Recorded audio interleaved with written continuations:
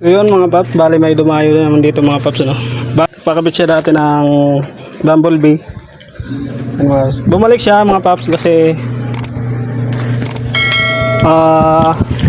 umaandar naman yung motor, kaso blackout yung panel niya, wala siyang ilaw, wala siyang headlight, winger light, tsaka tail light, wala siya mga paps. Buksan natin. Ayan, wala kayong makikitang power dyan, pero umaandar yung makina mga paps. Ayan. Walang headlight, walang left and right mga paps, walang busina, walang tail light mga paps. Ayan. Una yung titignan dyan mga paps, dahil okay naman yung motor, umaandar naman, okay naman yung starter. Una yung i-check dyan mga paps, yung fuse, yung 10 ampere mga paps na fuse dito sa battery natin. Ito, nandito siya. O, buksan natin mga paps. Buksan natin. So dito siya mga makikita mga paps, ano. Ito mayroon naman nakasulat dito 10 ampere saka 15 ampere. So tingin ko dito 10 ampere yung pumutok dito mga paps. Pero kung hindi 10 ampere mga paps, tingnan nyo itong isa, yung 15 ampere, baka sa 15 ampere. So check muna natin itong 10 ampere.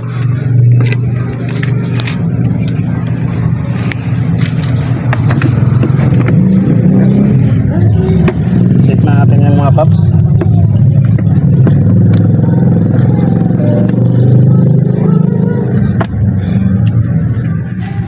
Patagal ka na rin paps, ano? Nagpagawa paps, no? Oo, mga isang taon na rin. Isang taon na. Kasi ngayon lang na, ano, bali, Stock yung fuse na yan. bali, may naipit lang na wire, kaya pumutok yung ano. Naipit daw yung wire mga paps.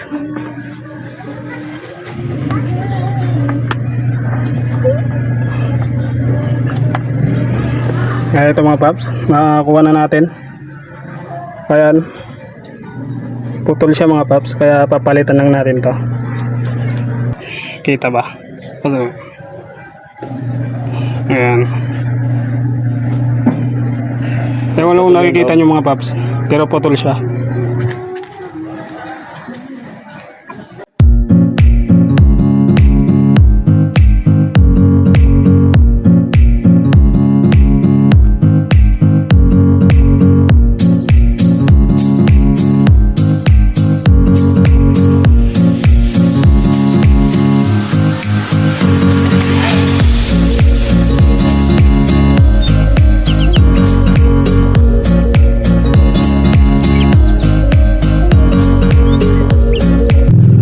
Ayun mga paps, bali napalitan na natin ang fuse.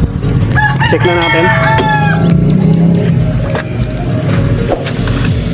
Check natin. Okay na mga paps, bali umilaw na yung tunnel gauge niya mga paps. Stop na natin.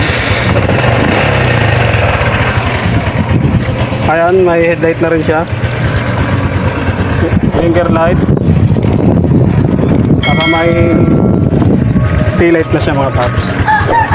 Ayun, okay na mga paps. Bali yun lang ng problema ng dumayo sa atin, bakit fuse lang. So yun mga paps, thank you.